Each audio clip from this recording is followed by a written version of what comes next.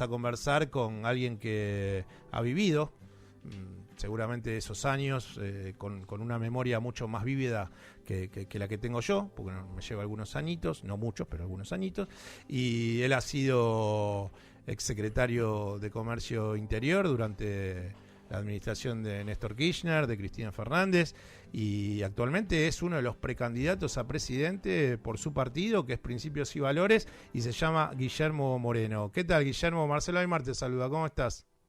¿Qué tal, Marcelo? ¿Cómo estás? Un placer hablar contigo, ¿eh? Bueno, muchas gracias, Guillermo, como siempre. Y ayer cuando estaba pensando que habíamos cerrado esta entrevista, quería tratar de llevarte antes de hablar sobre actualidad política, me puse a pensar qué edad tenías vos, Guillermo, cuando vos naciste en el 55, si no me equivoco, y ¿Sí? tenías en la muerte o en los años en donde muere, bueno, Perón muere el 1 de julio de 1974, o sea que tenías Claro, 19, 20 años en claro. ese momento.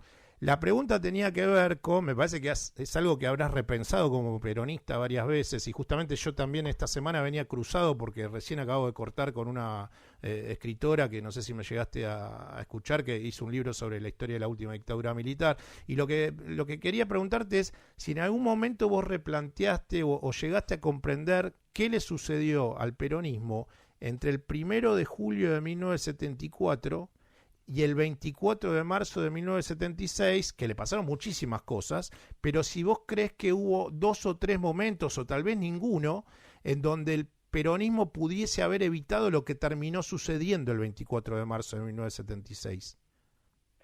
Sin ninguna duda. Cuando murió el general, porque yo soy de octubre del 55, cuando murió el general tenía 18 para 19, cuando fue el golpe de Estado iba de 20 para 21. Primero, pasaron cosas de falta de reflexión y de comprensión de lo que estaba pasando en el mundo. Reflexión y comprensión. Perón tenía claro, por eso dijo una máxima extraordinaria, que es entre la sangre y el tiempo, elijo el tiempo. Pero la juventud peronista venía con mucha intensidad, en un mundo del Mayo francés, en un mundo de Vietnam, de la Revolución Cubana, de la batalla de Argelia, en un mundo muy particular. Nosotros nos planteamos hacer un país distinto. Cuando digo nosotros, digo el peronismo, no la juventud. Ahora, ese país distinto, venía Vietnam, ese país distinto tenía un problema de comprensión de parte nuestra, y ahí sí expresamente de la juventud, por falta de reflexión. Lo que queríamos hacer nosotros en la Argentina, y ya vuelvo a hablar del peronismo, o sea que como siempre hablamos los peronistas, el nosotros va y vos tenés que ir adivinando hasta dónde va el nosotros. El nosotros nos planteábamos la patria socialista o la patria peronista. Esa fue la dicotomía en junio del 73. La patria socialista no te la iban a permitir los norteamericanos, plena Guerra Fría y auge de esa confrontación. La patria peronista no te la iban a permitir ni los norteamericanos ni los soviéticos, en esa época estaba la URSS. Con lo cual las dos eran inviables en el contexto internacional. Y a nivel nacional el asesinato... Fue un debate innecesario, en una confrontación innecesaria, si hubiese habido una clara referencia del mundo. A nivel nacional, ¿vos crees que no lo salda eso ya? Y te cuento el lado oscuro de la pregunta, ¿no? O lo que yo pensaba en algún momento que podía llegar a contestarme. Y siendo sincero con vos, ¿vos crees que ese periodo que yo te pongo para que vos respondas, 1 de julio de 1974, muerte del general, 24 de marzo de 1976, caída del gobierno peronista de Isabel, ¿vos considerás que eso nunca hubo como una especie de diálogo dentro del peronismo porque eso ya se había roto con el asesinato de Rucci? Mirá, yo lo que creo que en el 73 la dicotomía no es saldada. Es saldada en términos verbales, pero en la práctica seguimos insistiendo en hechos que a la postre iban a generar el derrocamiento del gobierno. Porque las fuerzas externas no querían ninguna de las dos. No es que, porque si no nos quedamos en la confrontación entre las dos patrias y pensando que en un momento fue una y en otro momento fue otra. O sea, durante el gobierno de Cámpora avanzabas hacia la patria socialista y en el gobierno de Perón avanzabas hacia la patria peronista. Y ninguna de las dos era posible. Pero mucho menos la peronista. Mucho menos la peronista. ¿Por qué pensás que mucho menos? Porque tampoco la quería la Unión Soviética, te lo acabo de decir. Claro. La patria socialista no la querían los norteamericanos. Sí. Finalmente le terminan dando el golpe a Allende, que estaba bancado por los soviéticos, ¿está bien? Los soviéticos, los cubanos y todo lo que vos quieras. La patria peronista no la querían ni los soviéticos ni los cubanos, aparte de que no la querían los norteamericanos. Entonces, esa situación, que algunos la quieren poner entre izquierdas y derechas, es ridículo. Por eso hay que comprender la génesis de la doctrina peronista. Esto no es una confrontación entre izquierdas y derechas. Porque si no termina este absurdo, que algunos muchachitos actuales vuelven a repetir, Cámpora, un hombre de izquierda, y después, cuando se va a Cámpora, empieza un gobierno de derecha. Ridículo. Ridículo. La patria peronista, tal cual fue en algún momento expresada, era más imposible de realizar que la socialista, porque ninguna de las dos superpotencias la quería, porque éramos la tercera posición. Por eso Perón decía, entre la sangre y el tiempo, vamos con el tiempo, muchachos, vamos con el tiempo. Guillermo... Y lo importante de esto es que el tiempo llegó y es ahora. Porque ahora el mundo viró hacia las concepciones nacionalistas. Y por eso esta reflexión que vos estás haciendo es muy importante y la encuadramos para encontrar las soluciones del momento. No para encontrar una hipotética verdad o contradicciones o situaciones que están muy divertidas para un libro, pero que no tienen nada que ver para la política. Quería preguntarte sobre... El tiempo que decía... Déjame un segundo. El tiempo que decía Perón. ¿Llegó? Llegó. Es ahora. Ahora el mundo va a tener 3 jefaturas. La de Trump, la de Putin y la del Papa. Que no están alejadas del ideario peronista. Lo que pasa es que Perón vivió fuera de su tiempo. Nosotros, nuestra generación, con sus valores, también.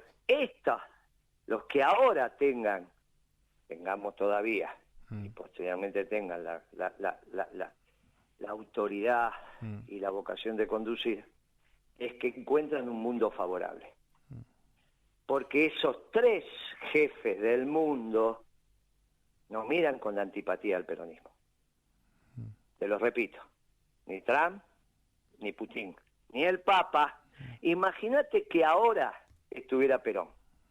¿Cuál sería el problema del diálogo de Perón con Trump?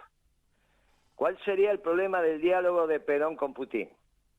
¿Y cuál sería el problema del diálogo de Perón con el Papa? Ninguno. Guillermo... Por eso es tan importante que entendamos que ahora se empieza a perfilar el momento del peronismo. Lamentablemente adentro, las cabezas dirigenciales son cabezas globalizadoras de aquel mundo que estábamos describiendo, con sus secuencias posteriores, la socialdemocracia y el neoliberalismo, pero de aquel mundo.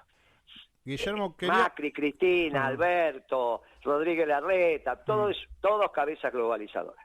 Quería preguntarte y llevarte al hoy. Bueno, en principio, si Valores, vos sos presidente del partido, te precandidateás a presidente de la Nación en el 2023.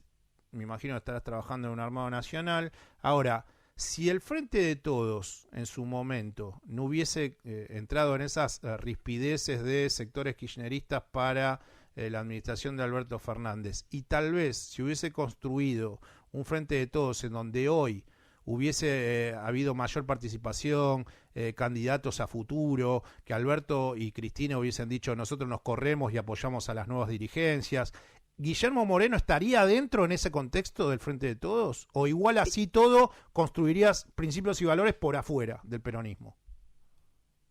Primero, este no es un gobierno peronista, esto es socialdemocracia, pura y dicha. Bien. Son cabezas globalizadoras. Este iba a fracasar porque piensan mal y actúan peor. Pero corridos Alberto y Cristina, ¿vos estarías en el Frente de Todos? Yo estoy en el peronismo. Donde está el peronismo está Moreno. Claro, pero el peronismo es parte del Frente de Todos. Y la verdad que no, porque el fruto, el árbol se conoce por su fruto, y el poder ejecutivo es Alberto Fernández, con alguna influencia de Cristina, obviamente importante, que es la responsable de este fracaso. ¿Por qué vos decís que esto es peronismo? ¿Dónde voy a decirme una política peronista? No, yo voy adentro de los partidos que componen. Ahora, políticas peronistas me imagino que el tratar de propugnar que haya un reverdecer de la industria nacional, niveles de la industria que están creciendo en relación a Macri, bueno... Nada, está todo peor, no es cierto lo que decís, está todo peor. Bueno, la industria está mejor que con Macri. De ninguna manera, lamentablemente de ninguna manera, no es cierto lo que decís. La destrucción de empresas que ha habido en estos 3 años y pico es fenomenal. Vos que vos me digas que las que quedaron, las que quedaron. Claro, las que quedaron. Están trabajando. No, las que quedaron después de la pandemia. No después de Macri. Bueno. Todos los indicadores micro y macroeconómicos están peor. ¿Cómo va a crecer la industria con una tasa de interés del 120%? Salvo en la cabeza de Alberto Fernández puede pasar esto. ¿Y por qué crees que le pasa a la política argentina? Porque yo te escucho a vos, ¿no? Que decís esto de la administración de Alberto Fernández. Escucho a Patricia Bullrich decir que el gobierno de Alberto Fernández es el peor de la historia, sabiendo tiene que razón. fue funcionaria del de Mauricio Macri. De la dictadura para acá tiene razón, porque lo digo yo también, no es que lo dice ella, lo digo yo. ¿Vos considerás que este gobierno es peor que el de Macri? Pero totalmente. Pero no peor. Mucho peor, por eso Macri es una alternativa, sino cómo ese desastre podría ser alternativa. Bueno, pero Macri me parece que es alternativa a Macri porque Macri termina englobando una ideología que es fuertemente antiperonista y que tiene en Mauricio Macri en esta ocasión a su partícipe estelar, pero que podría ser otro. O sea, Macri engloba para mí un sentir de cierta parte de la sociedad argentina que es antiperonista antes que macrista. Pero es muy fácil, si es antiperonista, antimacrista, lo único que tenemos que hacer es sacar el 60% de votos, como sacó Perón, gobernando bien.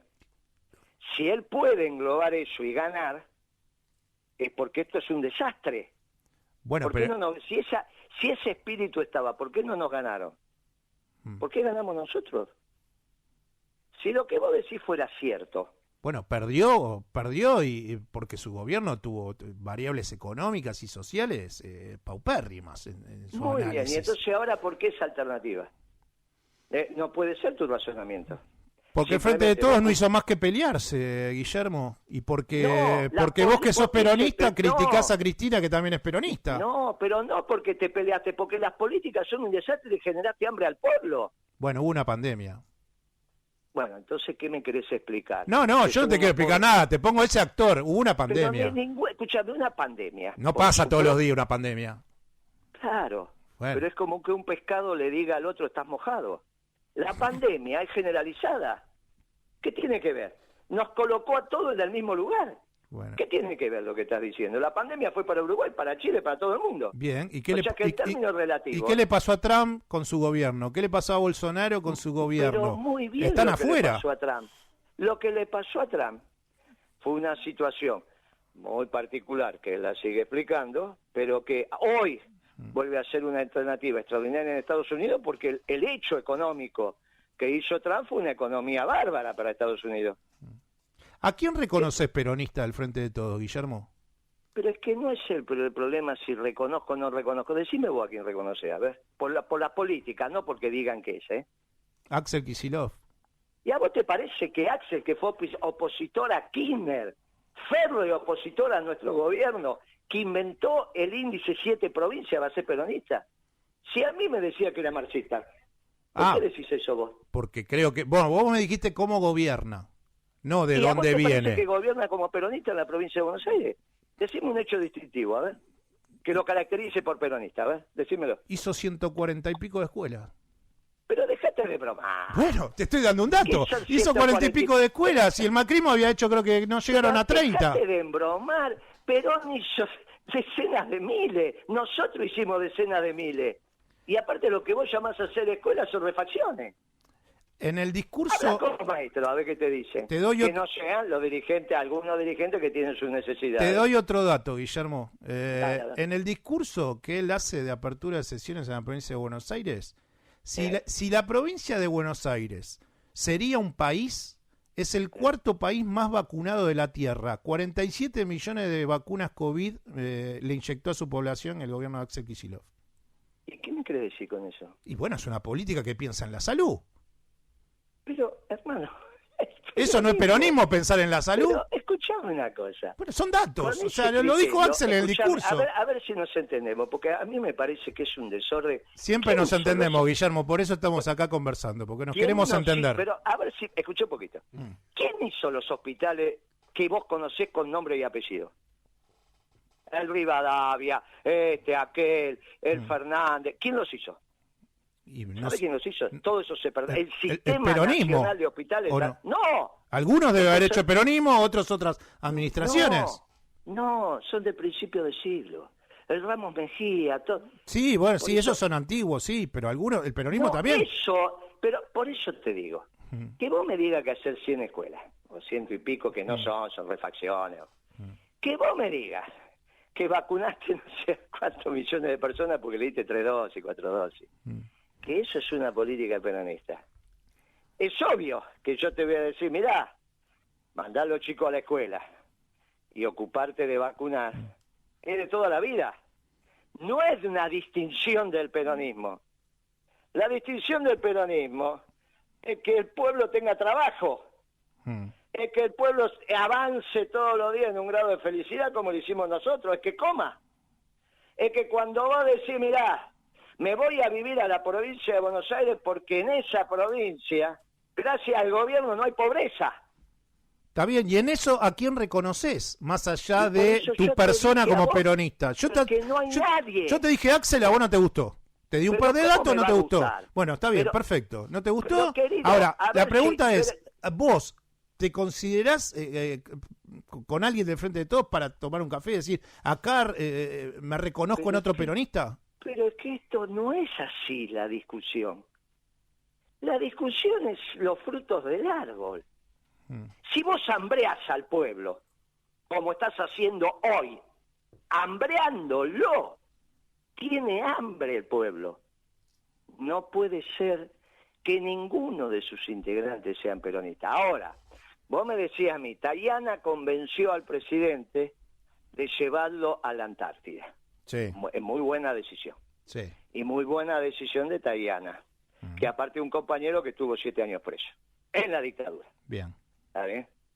Para eso a mí no me hace caracterizar al gobierno como peronista, ni hacer 140 escuelas, ni dar 47 millones de vacunas, si el pueblo tiene hambre, a menos que quiera forzar la argumentación. Este gobierno es un desastre, con Alberto, con Cristina, con Kicillof o el que fuera. Con Massa también. Pero lógico, Massa está peor que con Guzmán. Hoy, con Massa, estás peor que con Guzmán. ¿O vos te pensás que estás mejor que con Guzmán? Estás peor que con Guzmán. Bueno, tiene una reunión con Biden bilateral en la semana. ¿Y? Bueno, digo, no sé. Capaz que ahí hay un aventón por parte de Joe Biden a facilidades extendidas del Fondo Monetario Internacional que sean más extendidas después de la bilateral del miércoles. No lo sé. Suponete. Tiene esa carta Massa todavía. Sí, suponete. ¿Y qué cambia eso? Cierta tranquilidad para el proceso electoral, que es lo que busca el Frente de Todos, me parece. No, lo que tiene que buscar es que haya trabajo, producción y empleo. Bueno, cierta tranquilidad electoral. Claro, pero si tranquilizás la macro, tenés más chance. Déjame hablar, si me vas a cortar. No, Guillermo, vos tenés todo el programa para hablar. Perfecto. Ahí va. Perfecto. No tiene lógica lo que haces. Ya van 4, 5, 6 veces que te superponés conmigo. Decime Marcelo, ¿no? Decime Marcelo. Bueno, está bien. No tiene lógica lo que me estás haciendo. Lo que ahora vos me querés decir, que lo que hizo Macri con el préstamo al Fondo Monetario estuvo bien porque le dio tranquilidad para llegar. Lo mismo me estás diciendo ahora. ¿Te das cuenta que es absurdo este debate? Vos me estás ahora explicando que lo de Macri estuvo bien, cuando te la pasaste diciendo que lo de Macri estaba mal. Pero ahora resulta que como va a haber una bilateral, y puede ser que las facilidades extendidas sean más fáciles, no sé a qué te referirás con eso, pero suponiendo que los dos entendamos que algo puede pasar y que sea más fácil, ahora está bien. Pero cuando lo hacía Macri estaba mal. Estaba mal antes y está mal ahora. Porque gobernar bien es pagarle al fondo. No seguir endeudándote y buscando que en vez de 60 días el cheque sea 90. ¿Pero qué están diciendo? ¿Qué les pasa? Quieren hacer análisis profundo, no es tu caso, ¿no? Sino los muchachos del gobierno, y terminamos haciendo unos embrollos que nadie entiende nada. Estos muchachos socialdemócratas que piensan mal y actúan peor, era obvio que iban a ser un fracaso con Guzmán en el gobierno. Con la metodología que utilizaron para resolver los hechos económicos, que no tienen nada que ver con el peronismo, no tiene nada que ver lo que hicieron con la década ganada. No le dijeron, mire muchacho, hay que pagar la deuda, déjense de joder. Bueno, muy bien, ¿quién va a poner la plata? Como no lo dijeron, la terminó poniendo el pueblo. Incluso Axel Kicillof y Cristina estuvieron de acuerdo en que la deuda la pague el pueblo. Y si vos decidís que la pague el pueblo después de un gobierno hambreador como el de Macri, no tenés otra alternativa que fracasar rotundamente como este. Está todo mal. Y vos me salís con la tontera, no vos, sino el gobierno, de que vacunamos a 47 millones de personas, lo dijo en el discurso inaugural. Un chico que fue opositor a Kirchner. ¿Vos qué te pensás? ¿Que Kicillof fue opositor a Kirchner de casualidad? ¿Que no se había formado todavía? ¿Que era un muchachito que no entendía lo que pasaba? ¿Por qué fue opositor a Kirchner? ¿Por qué fue opositor a nuestro gobierno Kicillof? A ver, ¿por qué te lo imaginas? Dame una respuesta. ¿Por qué fue opositor a nuestro gobierno Kicillof? A ver, ¿por qué te pensás vos que fue opositor? Me imagino que yo pongo en duda que haya sido opositor, pero me imagino... Pero estás mal de la cabeza. Me imagino que fue el que hizo el índice 7 provincias. Está bien, pero me parece que él viene de un pensamiento económico marxista, de otra lectura que no es la economía peronista. ¿Viste? Entonces no puede ser peronista en el núcleo duro. Vos mismo me estás dando la razón. Bueno, puede cambiar también en su momento. No Las personas cambian, Guillermo. No cambió porque gestiona así. Hizo la devaluación del 14. Mientras Kirchner decía, no jodan con el dólar. Este pibe devaluó en el 14, hizo pedazo la década ganada.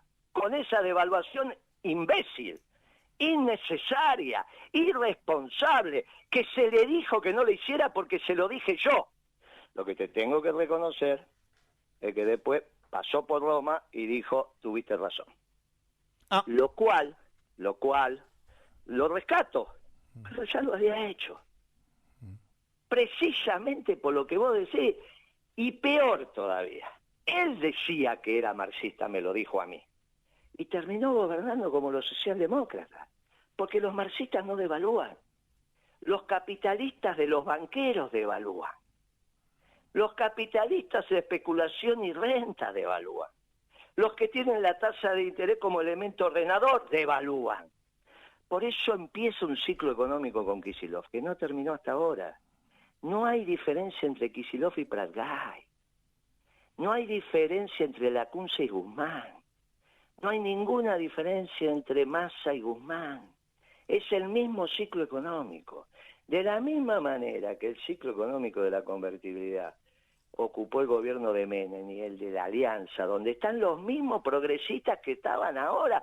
¿Qué te pensás que votó Kicillof en el 99? ¿A Duhalde o a la Alianza de la Rúa? Con la mano en el corazón, decime qué votó Kicillof. Yo creo que, no sé, estoy elucubrando, no sé, no estaba dentro del cuarto oscuro, pero me imagino que debe haber votado a Duhalde. No te va a gustar igual que yo No pensé esto. tengas duda que no, porque yo se lo pregunté. Yo se lo pregunté. No tengas duda que no. Eran del Frepaso. El Frepaso estaba en la Alianza. La mayoría de estos muchachos que gobiernan hoy, votaron a la Alianza por el Chacho Álvarez. Estás equivocado. Por eso te digo, el Frepaso no es una construcción menor. Es la primera irrupción de la socialdemocracia en el peronismo. El problema de Kicillof es que mintió 2 veces. La segunda cuando dijo que era marxista y era socialdemócrata. Porque si hubiese sido marxista, no se metía con el dólar, ni se metía con el trabajo, se metía con el derecho de propiedad. Horrible, te lo reconozco. Por eso los peronistas no somos marxistas. Pero no se metía con el trabajo. Los marxistas no se meten no van por el mundo destruyendo trabajo. Los que van destruyendo trabajo son los socialdemócratas y los neoliberales. Por eso te hablan del mundo postindustrial. Cuando Kicillof va a 678 y dice yo puedo fundir a Techín, ¿vos te pensás que se le escapó o que es producto de una reflexión sistémica que había en sectores del gobierno? Vamos a cerrar Techín y vamos a cerrar Alvar. Y te contesto, era una reflexión sistémica de algunos sectores del gobierno, que mientras estuvimos los peronistas no tenían ninguna chance. Pero no era el único que pensaba eso. Que Álvarez Agis haya sido viceministro de Economía, respondiendo a los intereses de los banqueros y respondiendo a las energéticas, como sigue respondiendo, no fue un azar, fue una decisión de equipo de gobierno cuando se terminó el ciclo peronista.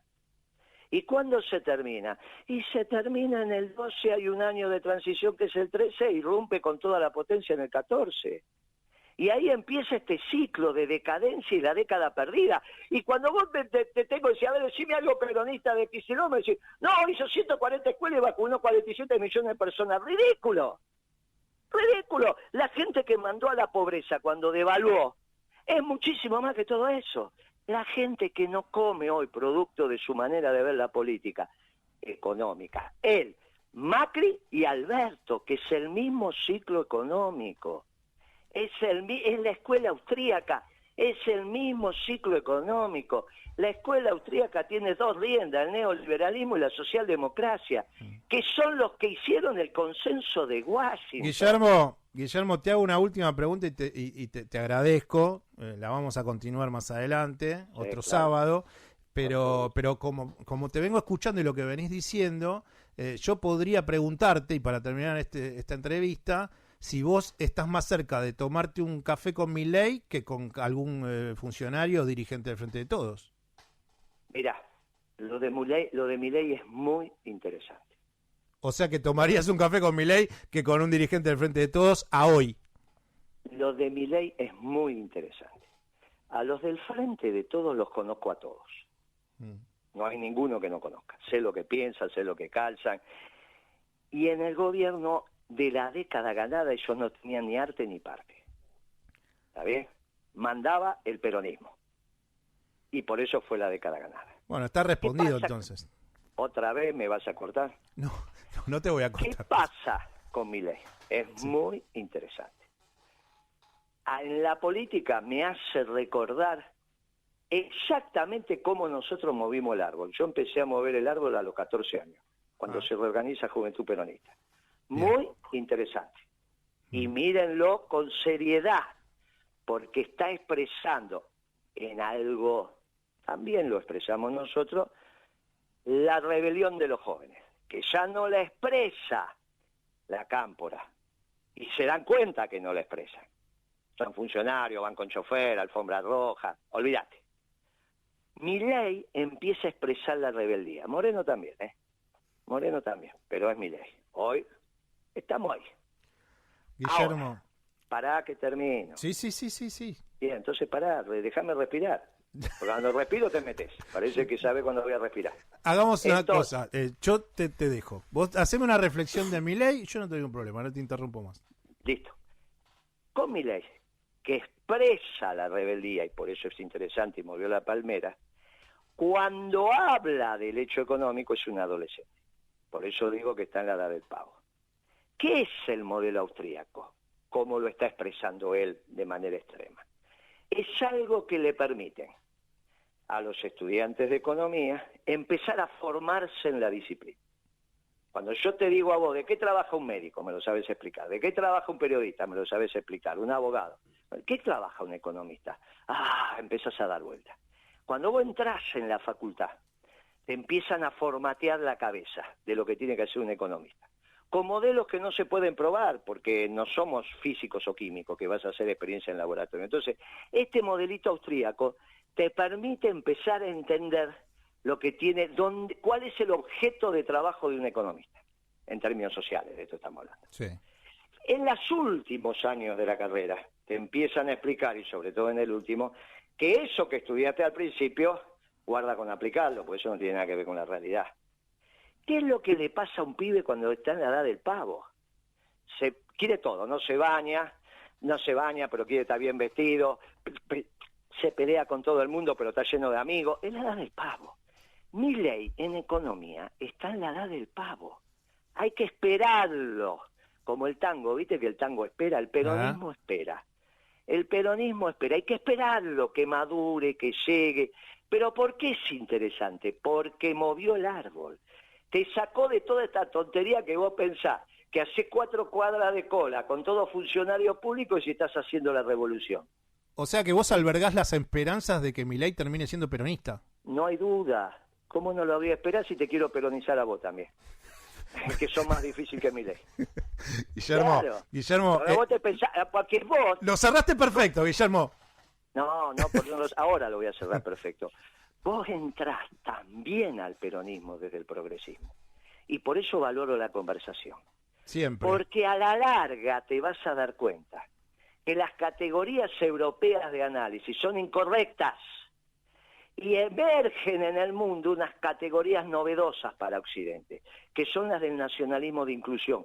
Y este es el momento, y del nacionalismo de inclusión, solo nosotros tenemos 70 años de historia, porque tenía que ser un pueblo nuevo mestizo, que tuvo que pasar mucho tiempo, 70 años, para demostrarle al mundo que las categorías europeas no servían para comprender la realidad y mucho menos la de Hispanoamérica.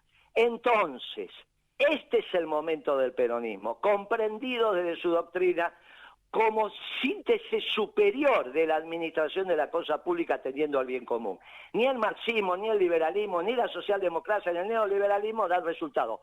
A vos y a Milei le falta todavía madurar, lo digo con mucho cariño, mucho respeto, y los dos van a ser grandes peronistas y van a cantar la marcha desde las tripas.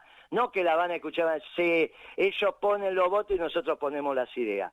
¿Qué es lo que pasa con Kicillof? No es peronista. Te mando un abrazo, gracias. Gracias, Guillermo. Buen fin de semana, un abrazo. Chau, chau.